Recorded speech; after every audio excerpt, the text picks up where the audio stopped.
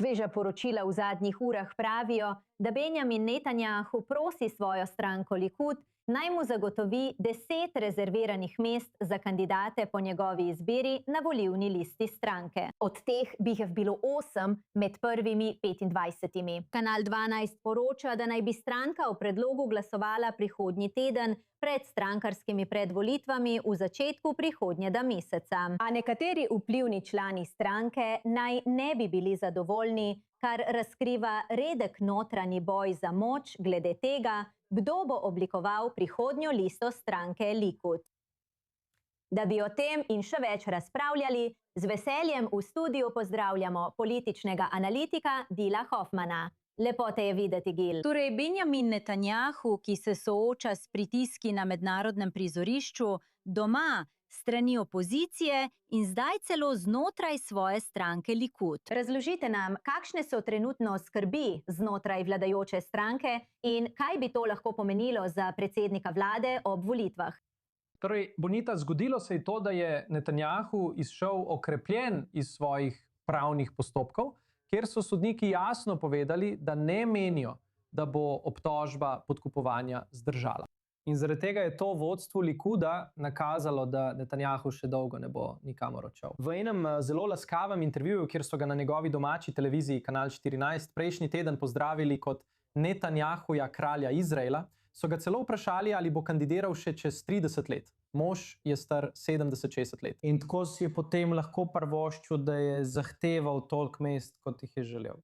Nima dovolj svojih kandidatov za 8 mest med prvimi 25.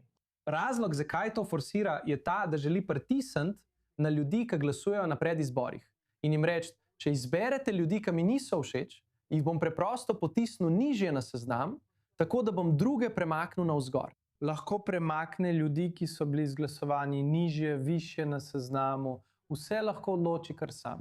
Prezgodaj je, da bi se preveč poglabljali v podrobnosti, kaj bi se lahko dogajalo znotraj stranke Likud. Skratka, kaj menite o verjetnih kandidatih, ki bi lahko Benjaminu Netanjahuju konkurirali znotraj njegove lastne stranke? No, nihče ga ne bo izzival. Dokler je še tu, je on vodja Likuda. Vsak, ki ga je poskušal izzvati, se je znašel zunaj stranke, vsaj začasno. Videli smo izziv, ki ga je poskušal Gideon Saar, ki ga je poskušal Julij Edelstein. Julij pa je ta konec tedna napovedal, da ne bo več kandidiral znotraj Likuda. Stranko vodi z železno roko. Ampak nekega dne, Benita, bojo najbolj zanimive volitve, kar smo jih kdaj imeli, za vodjo te stranke, ker je imela v 100 letih le 4 predsednike stranke. In vsi so postali predsedniki vlade. To je res, res dobra služba, če jo lahko dobiš. In zelo verjetno bo na koncu za to mesto 15 kandidatov.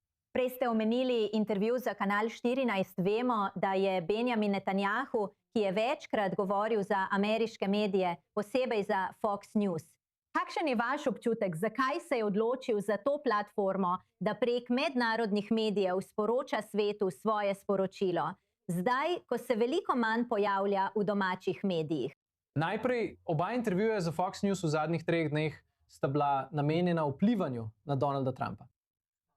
Donald Trump odhaja v Turčijo na pomembno srečanje. Turki prosijo za različna letala, ki jim jih Izrael noče odobriti. Torej, to je Netanjahu, ki gre na Trumpov teren, da bi uveljavil svoj program. Ampak doma, od koder prihajam, seveda deluje kot državnik. Nihče mu ne postavlja težkih vprašanj. Današnji intervjuvalec na Foxu mu je ves čas govoril, kako prav ima in vse ostalo. In takoj po istem nastopu na Kanalu 14 obstaja WhatsApp skupina novinarjev, ki spremljajo predsednika vlade. In Jake Tapper, od vseh ljudi eden glavnih voditeljev na CNN-u, se je pritožil. Rekel je, da v zadnjem času preveč govori za Fox in namignil, da bi jim morda moral dati priložnost za intervju nekomu, ki ni pod njegovim vplivom. Zanimivo bo videti, ali bo pred volitvami opravil vedno več intervjujev za domače medije tukaj v državi. Medtem pa izraelska vlada doma nadaljuje s sprejemanjem številnih spornih zakonov.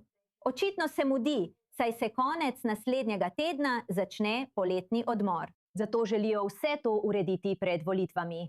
Prav, govorimo torej o zakonu, ki bi škodoval generalnemu tožilcu in bi namesto državne preiskave o 7. oktobru uvedel politično preiskavo. In govorimo o zakonih, ki bi pomagali ultraortodoksnim, za katere se zdi, da bodo sprejeti, razen če se Likud maščuje. Prav nocoj so ultraortodoksni napovedali, da ne morejo podpreti zakona, ki bi škodoval proti Netanjahujevskemu tisku v Izraelu. To je bil njihov del dogovora. Podpreti bi morali ta zakon. In Likud lahko reče, no, vi ne podpirate našega zakona, mi pa v zadnjem trenutku ne bomo podprli vašega zakona. Tako da bi bil lahko naslednji teden precej zanimiv.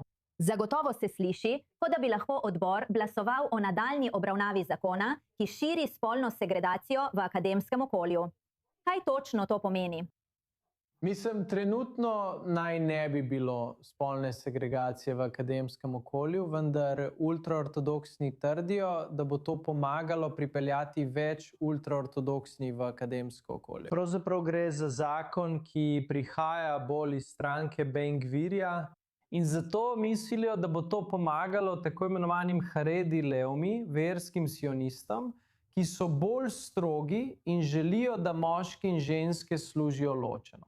Poglejte, tudi Ben-Gvir mora na koncu nekaj dobiti, ker želi Netanjahu zagotoviti, da bojo tudi naslednjič del njegove politične baze. In v zadnjem razvoju dogodkov je tu Tali Gottlieb, ki velja za najmočnejšo žensko v Likudu. Ben-Gvir je vprašal Netanjahuja, ali jo lahko dobi za svojo listo. In bomo videli, kako se bo to išlo. No, zagotovo bomo videli odziv na takšno prošnjo.